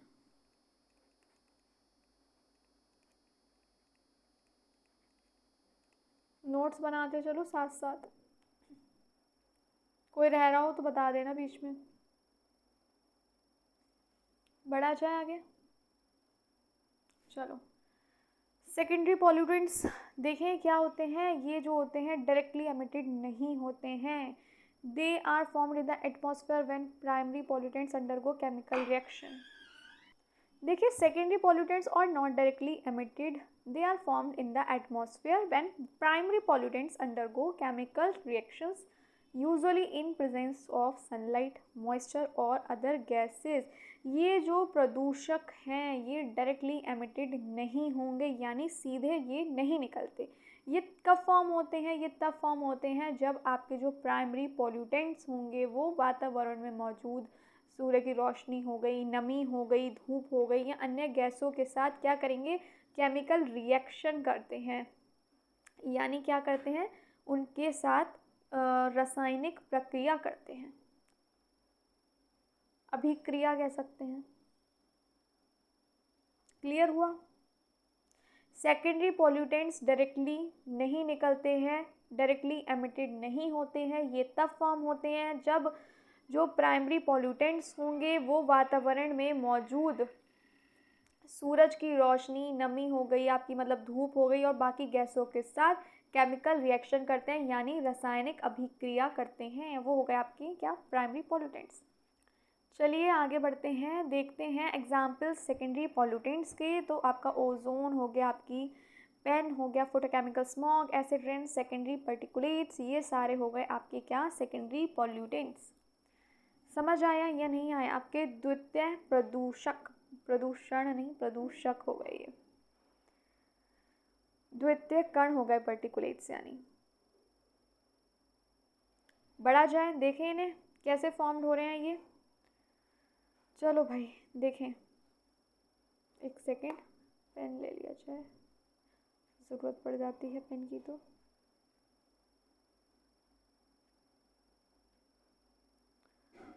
चलिए सबसे पहले आ जाता है आपका ओजोन यानी O3। तो ये भाई फॉर्म्ड हो रहा है, यानी कैसे बनता है, हम कह सकते हैं NOx प्लस हाइड्रोकार्बन प्लस सूर्य की रोशनी यानी सनलाइट से। PAN यानी पेरोक्सी एसिटाइल नाइट्रेट, ये बनता है आपके hydrocarbon plus NOx plus sunlight यानी धूप से। देन फोटोकेमिकल स्मॉग हो गया, फोटोकेमिकल जो धुंध हो गई, ये है मिक्सचर किसका, मिक्सचर ऑफ O3, पेन और NOx का। क्लियर। देन एसिड रेन क्या है, ये कैसे फॉर्म होगी, SO2 plus NOx plus water and gives H2SO4 plus HNO3। Then secondary pollutants होंगे, कहाँ से कैसे फॉर्म होते हैं ये, form from sulphates nitrates formed in air, यानी हवा में सल्फेट्स और नाइट्रेट्स जो होंगे उससे ये फॉर्म होंगे। इतनी बात क्लियर हो गई, आगे बढ़ा जाए। अब आ जाते हैं टाइप्स ऑफ स्मोग। स्मोग क्या है, स्मोग पेन ले लिया जाए तो ये हो गया आपका धुआं प्लस कोरा, स्मोक प्लस फॉग यानी धुआं प्लस कोरा यानी आपका फॉग, कोरा कोरा कोरा, वो हो गया आपका स्मोक। ठीक है, धुआं प्लस कोरा से बन जाएगा आपका क्या, स्मॉग। ये क्या है, सेकेंडरी पॉल्यूटेंट है, जिससे जो विजिबिलिटी होगी वो रिड्यूस होगी, और ये हमारी हेल्थ के लिए, हमारे स्वास्थ्य के लिए क्या है, ये अफेक्ट करेगा, बुरा असर डालता है ये। क्लियर है या नहीं है? सेकेंडरी पॉल्यूटेंट ही है, विजिबिलिटी कम करेगा और स्वास्थ्य के लिए ये अच्छा नहीं है, बुरा असर डालता है ये हमारे स्वास्थ्य पे, दृश्यता को घटाता है यानी विजिबिलिटी को रिड्यूस करता है। ये 2 टाइप्स के होंगे, देख लेते हैं। पहले आ जाएंगे आपके फोटोकेमिकल, फोटोकेमिकल स्मॉग और लॉस एंजल्स स्मॉग भी, हम इसे एंजलिस स्मॉग भी कहते हैं, इसे हम ऑक्सीडाइजिंग स्मॉग भी कहते हैं। टाइम क्या होगी फॉर्मेशन की, तो सनी, वार्म और ड्राई एरियाज होंगे। फॉर एग्जांपल लॉस एंजल्स यानी गर्म, शुष्क और धूप वाले इलाके। टाइम क्या होगी फॉर्मेशन की, दिन में होगी, खासकर किस टाइम होगी, दोपहर के समय। ठीक है। देन मेन कॉज क्या होंगे इसके, यानी मुख्य कारण क्या होंगे, तो reaction of nitrogen oxide and unburned hydrocarbons in the presence of sunlight, यानी रिएक्शन जो होगी वो होगी, इसका मेन कॉज होगा रिएक्शन जो होगी नाइट्रोजन ऑक्साइड जो होगा आपका NOx जिसे हम कहते हैं, NOx नाइट्रोजन ऑक्साइड हो गई, और जो अनबर्न्ड हाइड्रोकार्बन की क्या होगी, रिएक्शन होगी सनलाइट की प्रेजेंस में, वो है इसका मेन कॉज, रासायनिक प्रतिक्रिया यानी। अब प्रमुख उत्पाद क्या होंगे कि पॉल्यूटेंट फॉर्म्ड जो बात है, ओजोन हो गई यानी आपकी O3 हो गई, और हो गया आपका पेन यानी पेरोक्सी एसिटाइल नाइट्रेट। कलर क्या होगा, ब्राउनिश होगा, भूरा होगा, धुंधला होगा, ब्राउनिश हेज होगा। इफेक्ट्स क्या होगा इसका हेल्थ पे, अब हेल्थ पे तो इफेक्ट है, असर क्या पड़ेगा इसका स्वास्थ्य पे, प्रभाव क्या होगा, आई इरिटेशन होगी यानी आंखों में जलन हो गई, सांस लेने में दिक्कत हो गई, और फेफड़ों का डैमेज होना यानी फेफड़ों का नुकसान। अब इसका पौधों पे क्या अफेक्ट पड़ेगा, प्रभाव पड़ेगा, तो फोटोसिंथेसिस क्या होगा, कम होगा, रिड्यूस होगा, फोटोसिंथेसिस कम होना फोटोसिंथेसिस का, एंड डैमेज करेगा लीफ टिश्यूज़ को यानी पत्तियों को नुकसान पहुंचाएगा।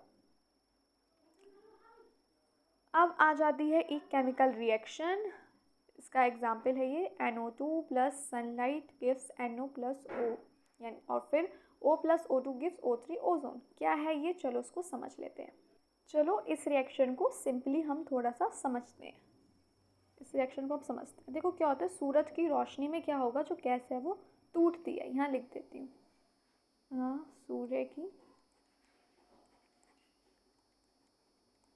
रोशनी में गैस टूटती है।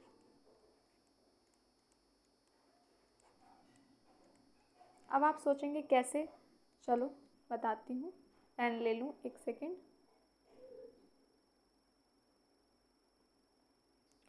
देखो, जब धूप पड़ती है ना, यहाँ लिख देती हूँ, पहले समझते हैं। जब धूप पड़ती है, ये इसलिए लिख रही हूँ ताकि आप लोग को दिक्कत ना हो, रिएक्शन में कंफ्यूजन हो जाती है। धूप पड़ती है तो क्या होता है, तो हवा में जो मौजूद यानी जो प्रेजेंट है आपका NO2,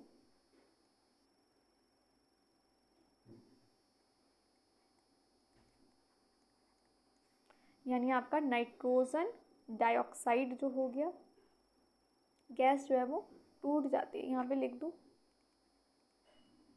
नाइट्रोजन डाइऑक्साइड जो होगी,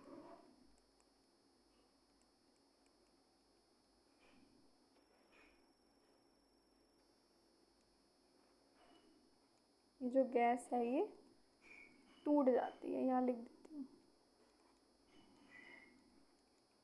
यानी जो आपका NO2 है वो क्या है, टूट जाता है। और अभी हमने देखो ये देखा भी है, NO2 plus sunlight gives NO+O। कैसे, क्या होता है, सूर्य की रोशनी का क्या होता है, सूरज की रोशनी से गैस जो है वो टूट जाती है। जब धूप पड़ती है तो हवा में जो मौजूद NO2 होगा, हवा में मौजूद NO2 होगा, गैस होगी, वो टूट जाती है। टूट गई यानी क्या हो गया भाई, NO2 से हम कह सकते हैं NO प्लस ये O हो गया अलग। यानी यानी यानी यानी यहाँ क्या हो रहा है, यहाँ लिख देती हूँ डायरेक्ट। यहाँ जो ये आपका O हो गया है ना, ये जो O हो गया, यानी हम कह सकते हैं फ्री ऑक्सीजन एटम निकलता है।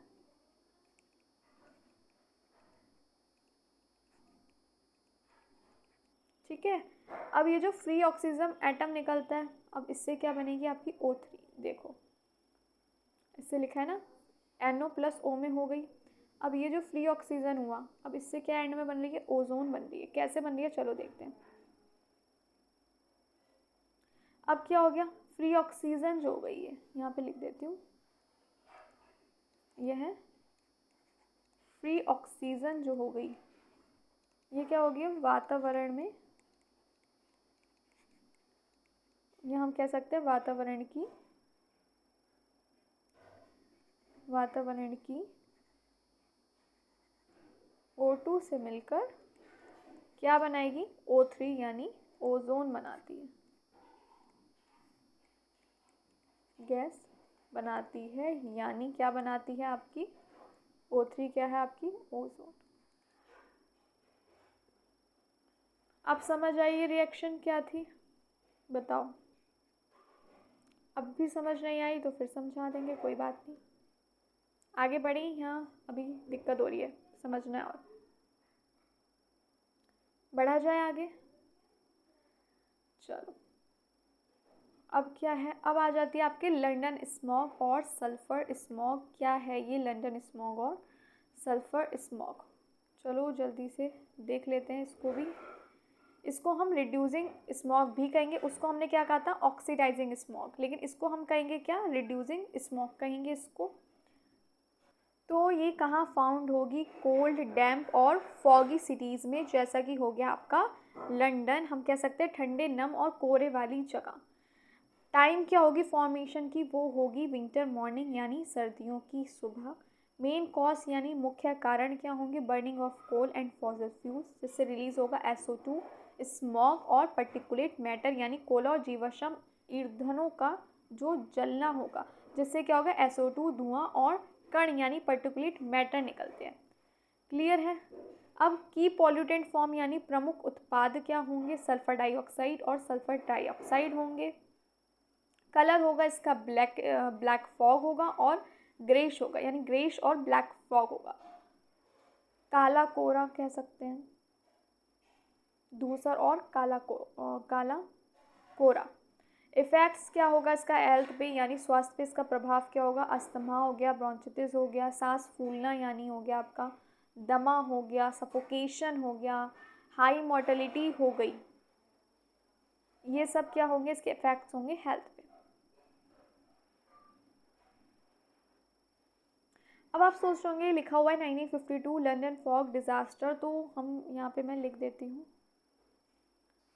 क्या हुआ था 1952 में लंदन आपदा में हजारों मौतें हुई थी।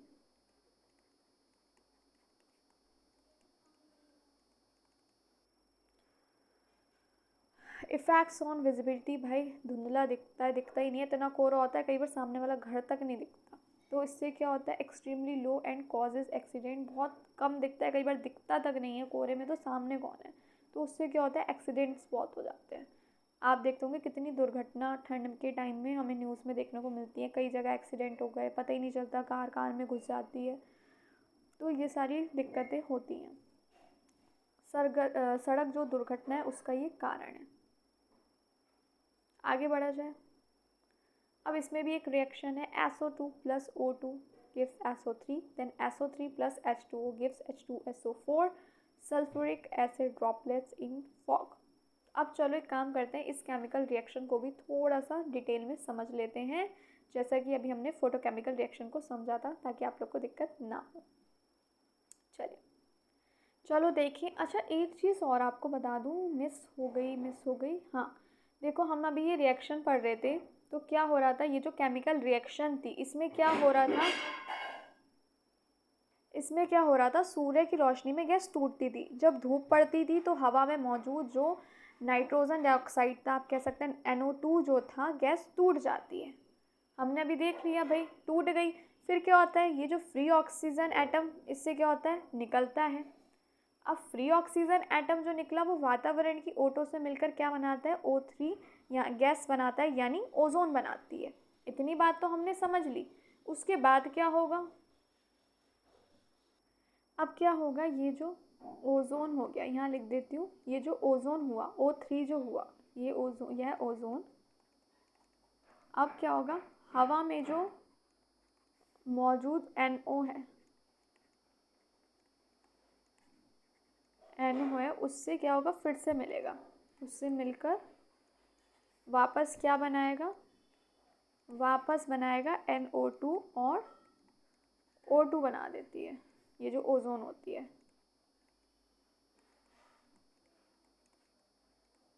यानी हम कह सकते हैं O3 plus NO gives NO2 plus O2, यानी ये जो ओजोन होगी ये हवा में मौजूद NO से मिलके वापस NO2 और O2 बना देती है। इतनी बात समझ आई। चलो एक चीज़ और नोट करो, ये जो पूरा प्रोसेस है हिंदी में ही लिख देती हूँ ताकि दोनों के लिए सही रहे, यह इस पूरी प्रक्रिया जो होगी, ये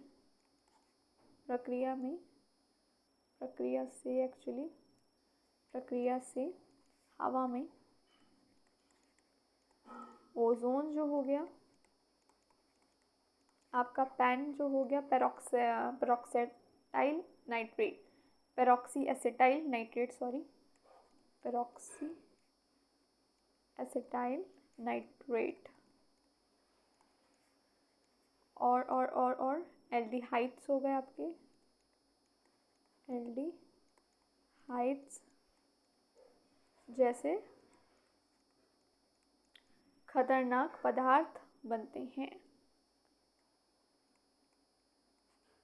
खतरनाक सब्सटेंसेस हो गए, पदार्थ बनते हैं, और यही होता है आपका क्या, फोटोकेमिकल स्मॉग, यही होता है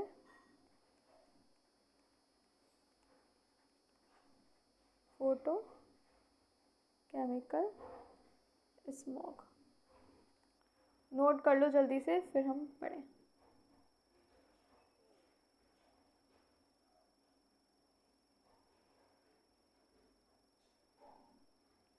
जल्दी से नोट कर लो। कुछ बातों को ध्यान रखना, सूर्य की रोशनी से ये शुरू होता है।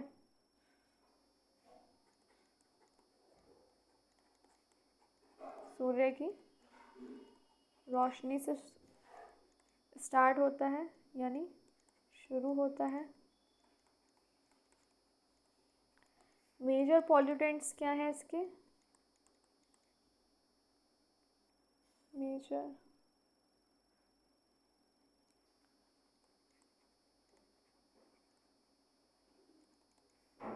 NO हो गया आपका, हाइड्रोकार्बन हो गया, NO हो गया, हाइड्रोकार्बन हो गया, O3 हो गया। ये सब क्या हो गया? मेजर पॉल्यूटेंट्स हो गए। और ज़्यादातर गर्मियों में होता है ये, ज़्यादातर गर्मियों में होगा, समर्स में होगा।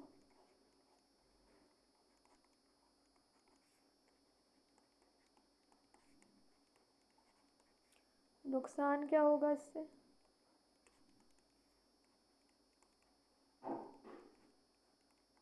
आँखों में जलन हो गई,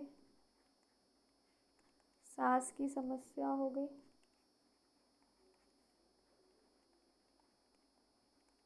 पौधों को नुकसान हो गया।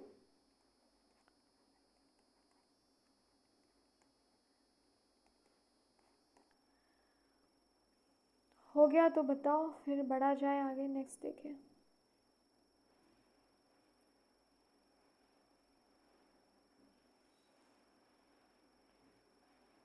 चलो आगे बढ़े। हम बात कर रहे थे लंदन स्मॉग और सल्फर स्मॉग के बारे में। इसके बारे में हम ऑलरेडी पढ़ चुके हैं। हम बात कर रहे थे अब केमिकल रिएक्शन की। जो ये रिएक्शन है कैसे आई है, SO3 + H2 गिव्स H2SO4। ये रिएक्शन कैसे आई, चलो जल्दी से देखा जाए। रेडी? इतने में कोई दिक्कत है तो जल्दी बताओ। चलो अब हम इसको थोड़ा सा डिटेल में देख लेते हैं। अगर हम पहले स्टेप की बात करें तो क्या होगा, आपका जो सल्फर डाइऑक्साइड जो हो गया, यहाँ पे पहले लिख देती हूँ, हिंदी में लिख दूँ, सल्फर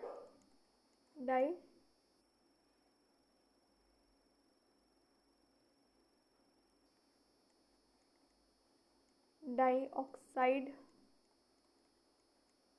गैस और जल वाष्प की प्रतिक्रिया, वाष्प की जो प्रतिक्रिया हम इसे कह सकते हैं। अब आप सोच रहे होंगे हम इसे सल्फर डाइऑक्साइड गैस और जलवाष्प की प्रतिक्रिया क्यों कहते हैं, इसका प्रोसेस क्यों कहते हैं, तो चलो जल्दी से इसे समझे। देखो, कोयले के जलने से क्या होगा, वातावरण में SO2 गैस निकलती है, यानी आपकी सल्फर डाइऑक्साइड निकलती है। यहाँ लिख देती हूँ, कोयले के जलने से वातावरण में SO2 गैस निकलती है, यानी हो गई आपकी सल्फर डाइऑक्साइड। लिखने की ज़रूरत तो नहीं है यहाँ, चलो लिख दूँ, सल्फर डाइऑक्साइड गैस निकलती है, ठीक है ना। कोयला जला, अब क्या हुआ, वातावरण में यानी आपके एटमॉस्फेयर में कौन सी गैस निकली, SO2 यानी सल्फर डाइऑक्साइड। अब यह होगी भाई, ये जो गैस है, ये जो है हवा में मौजूद जो पानी है उस मिलकर क्या बनाती है, चलो देखते हैं। यह जो गैस है भाई, हवा में जो SO2 है, यह गैस हवा में जो प्रेजेंट यानी हम कह सकते हैं जो मौजूद पानी की बूंदों को यानी H2O से मिलकर बनाती हैं, क्या बनाती हैं, H2SO4। सल्फ्यूरिक अम्ल भी हम कह सकते हैं।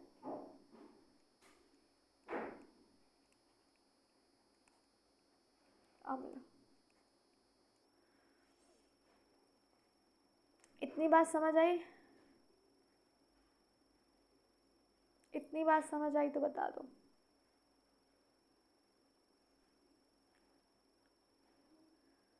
समझ आई या नहीं आई? क्लियर हो गई इतनी सारी कहानी? क्या है ये कहानी सारी? आगे बढ़ा जाए। चलो, पहले कोयले के जलने से क्या होगा, वातावरण में SO2 गैस निकलती है। फिर क्या होगा, फिर क्या होगा, ये जो गैस निकलती है ये क्या होगी, जो पानी है उससे क्या होगा, हवा जो है गैस मौजूद, पानी की जो बूंदें हैं उससे मिलकर क्या बनाती हैं, H2SO4 बनाती हैं। यहाँ तक कोई दिक्कत है तो मुझे बताओ, कोई भी दिक्कत लग रही हो तो बता दो पहले। सिंपल रिएक्शन आप लिख सकते हो, SO2 plus H2 gives H2SO4। Simple reaction है ये। अब आ जाती है आपकी next acid rain. Acid rain जिसे हम कहेंगे अम्ल वर्षा।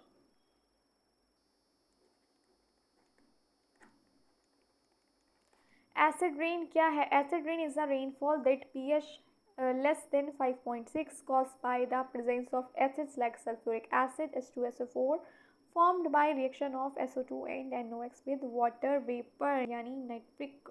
चलो जल्दी से इसको देखा जाए। तो सबसे पहले तो इसको कर देती हूँ मैं इरेज ताकि जगह मिल जाए। तो हम कह सकते हैं जब वर्षा का जो pH होगा 5.6 से क्या होगा, कम होता है, तो उसे हम कहते हैं एसिड रेन यानी अम्ल वर्षा। ठीक है, यह कब होती है? यह तब होती है जब आपका जो सल्फ्यूरिक एसिड नहीं, जब आपका SO2 जो हो गया, जब SO2 हो गया और NOx हो गया आपका, जो ये गैसेस हो गई, वाटर वेपर की बात तो है ना, यानी जल वाष्प के साथ क्या करती हैं, अभिक्रिया करके सल्फ्यूरिक एसिड और नाइट्रिक अम्ल कह सकते हैं बनाती हैं। करके सल्फ्यूरिक एसिड हो गया आपका, हिंदी में लिख दूँ सल्फ्यूरिक, और नाइट्रिक हम कह सकते हैं नाइट्रिक एसिड बनाती हैं और नाइट्रिक अम्ल बनाती हैं।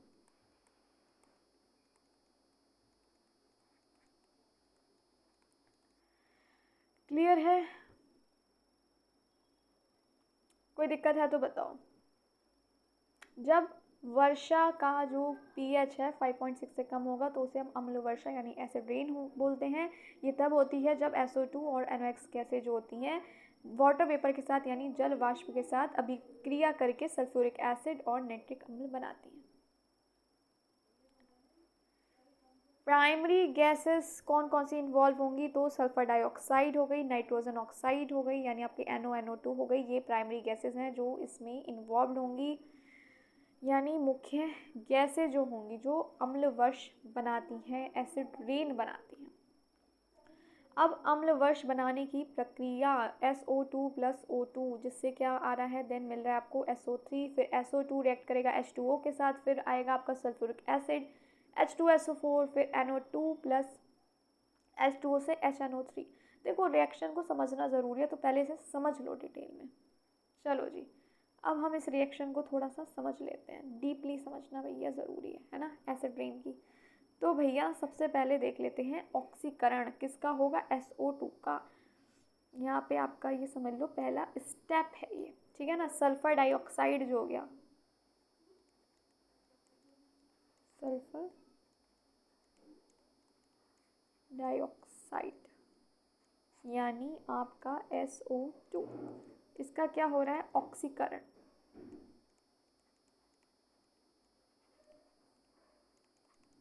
ऑक्सीकरण हो रहा है यानी SO2 प्लस O2 जिससे आपका आया क्या, SO3।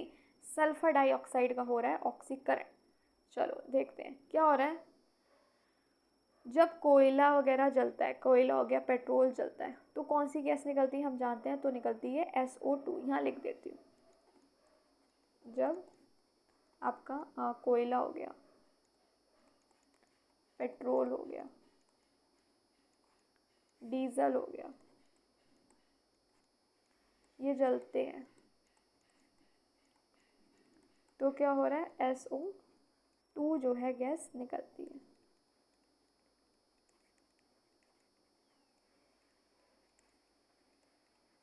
ठीक है, ये बात हम अभी पढ़ चुके हैं। तो क्या होगा, यह जो गैस होंगी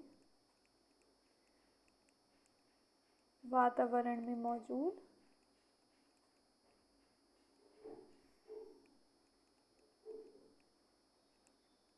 ऑक्सीजन से, यानी आपके O2 से, ऑक्सीजन ऐसे लिख देती हूँ, ऑक्सीजन यानी आपका O2 से मिलकर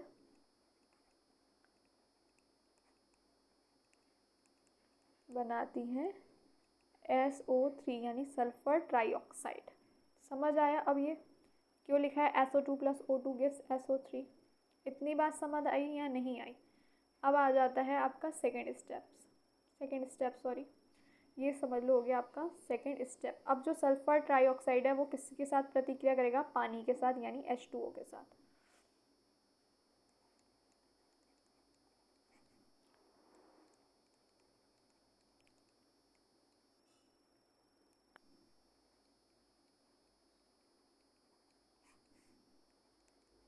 पानी के साथ रिएक्शन करेगा, पानी से प्रतिक्रिया कहेंगे हम हिंदी में, प्रतिक्रिया करता है। तो भाई अब क्या हुआ, SO3 आया था आपका, अब इसने की H2O के साथ सॉरी, पानी के साथ की, तो भाई क्या आ गया, H2SO4 आ गया।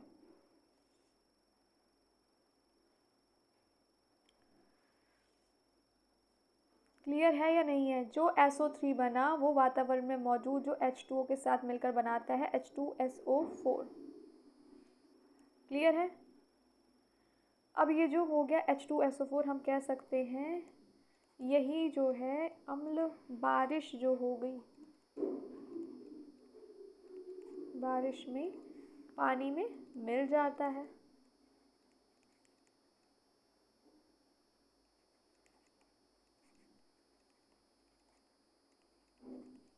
जिससे होती है क्या, आपकी एसिड रेन। क्या होगी आपकी, अम्ल वर्षा कहेंगे इसे, अम्ल वर्षा यानी एसिड रेन होती है। क्लियर, समझ आ गया या नहीं आया? क्लियर हुआ इतना या नहीं हुआ? एक और स्टेप था, हमने अभी पढ़ा था, एक और था स्टेप, मान लो उसको थर्ड पॉइंट मान लो, NO2 प्लस था H2O गिव्स HNO3, यानी क्या हो गया, नाइट्रोजन ट्राईऑक्साइड जो हो गया, डाइऑक्साइड यहाँ पे लिख देती हूँ, नाइट्रोजन डाइऑक्साइड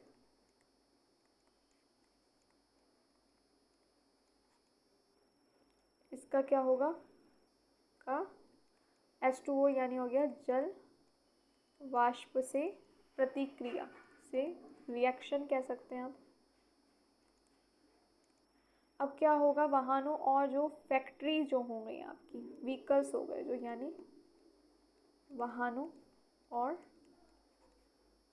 फैक्ट्रीज हो गई, हिंदी इंग्लिश मिक्स कर रही हूँ मैं, है ना, से निकलने वाली जो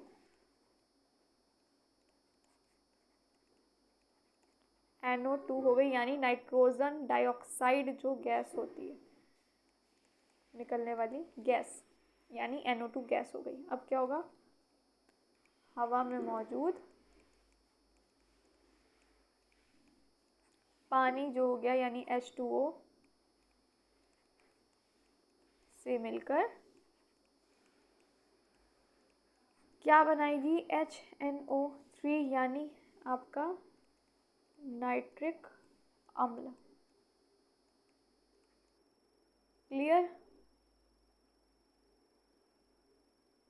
अच्छा, ये भी पानी में घुल के ना अम्ल वर्ष का कारण बनती है, ये लिख देती हूँ यहाँ पे, ये भी बारिश में घुलकर एसिड रेन का कारण बनती है, यानी अम्ल वर्ष का कारण बनती है। वर्षा का कारण बनती है।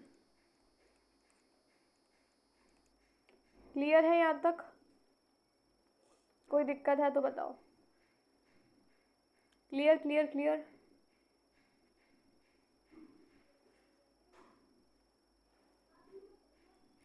आगे बढ़ते हैं हम।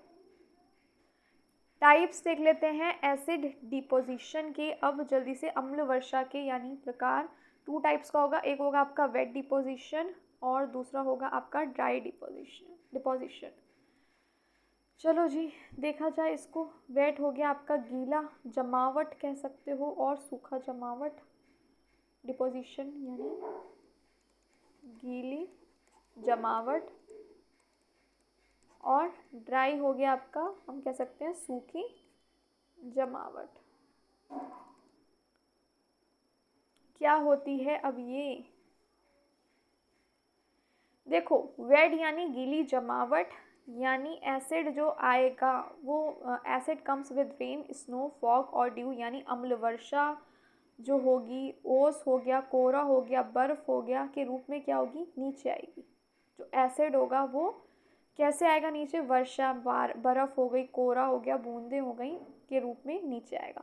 ड्राई डिकम्पोजिशन में क्या होगा, जो एसिड पार्टिकल्स होंगे और गैसेस जो होंगी वो सेटल हो जाएंगी कहाँ, on land, water, buildings without moisture, later dissolve in water, यानी ये हम कह सकते हैं अम्लीय कण जो होंगे बिना पानी के ही सतह पर क्या होते हैं, ये जम जाते हैं। लैंड पर जो होंगे ये पार्टिकल्स जो होंगे, एसिड पार्टिकल्स और गैसेस जो होंगी, ये लैंड पे, भूमि पे क्या होती हैं, जम जाते हैं। बाद में क्या होगा, ये नमी में घुल जाएंगे, लेटर डिजॉल्व इन वाटर, और क्या करते हैं, नुकसान करते हैं। हार्मफुल इफ़ेक्ट्स क्या होंगे एसिड रेन के प्लांट्स पे, तो डैमेज करेंगे उनकी पत्तियों को, लीव्स को, रिड्यूस करेंगे क्लोरोफिल को और फोटोसिंथेसिस को, और सॉइल को एसिडिक बनाएंगे। उससे क्या होगा, न्यूट्रिएंट्स का लॉस होगा, यानी पोषक तत्व क्या होंगे, वो ख़त्म हो जाएंगे। ठीक है, अम्लीय बनाएंगे मिट्टी को, एसिडिक बनाएंगे। ह्यूमन्स पे क्या होंगे, रेस्पिरेटरी इश्यूज़ होंगे, अस्थमा हो गया, ब्रोंकाइटिस हो गया, आँखों में जलन, इरिटेशन, स्किन एलर्जी हो गई, जलन त्वचा पे, ये सारी चीज़ें हो गई। इकोसिस्टम यानी पर्यावरण पे क्या होगा, एक्वेटिक लाइफ डाइस, यानी झील और नदियों में क्या होगा, पीएच जो है वो घटने लगेगा। बायोडाइवर्सिटी लॉस होगी, जैव विविधता क्या होगी, वो उसमें कमी आएगी। बिल्डिंग पे क्या होगा, एरोथ्स, मार्बल एंड लाइमस्टोन, संगमरमर और चूना पत्थर के हम कैसे यहाँ पे मैं लिख देती हूँ, शरण करना, एरोथ्स करना, संगमरमर हो गया आपका, मार्बल हो गया, संगमरमर और चूना हो गया, चूना पत्थर हो गया को शरण करता है। ऐतिहासिक इमारतें जो हो गई, डेटरियोरेट्स मोनूमेंट्स, यानी ऐतिहासिक इमारतें हो गई, उसको नुकसान पहुंचाता है। जैसे ताजमहल, तो इसे हम क्या कहेंगे, मार्बल कैंसर ही तो कहेंगे। इसे मार्बल कैंसर कहा गया है, नुकसान पहुंचा रहा है वो। चलिए आज की क्लास में इतना ही, और कल हम बात करेंगे रिंगलमैन मेथड के बारे में। तो आज की क्लास अच्छी लगी हो, सब समझ आ गया हो, तो please like, share and subscribe, और भूलना नहीं। और कोई दिक्कत आ रही हो तो आप क्वेश्चन पूछ सकते हैं कमेंट बॉक्स में, चाहे अभी की क्लास हो पहले की। ज़्यादा से ज़्यादा देखो, क्लासेस अटेंड करो, स्किप मत करो, और ज़्यादा से ज़्यादा शेयर करो, और मुझे भी मोटिवेट करो, लाइक करो, शेयर करो। चैनल को अब तक सब्सक्राइब नहीं किया तो कर लो। क्लासेस मंडे टू फ्राइडे सुबह 11 बजे होती हैं आपकी। कोई दिक्कत आए उसी टाइम कमेंट बॉक्स में पूछ सकते हैं। रिवीजन करते रहो। मिलती हूँ फिर आपसे नेक्स्ट क्लास में, तब तक के लिए bye bye. Take care of yourself and your family. Thank you for watching.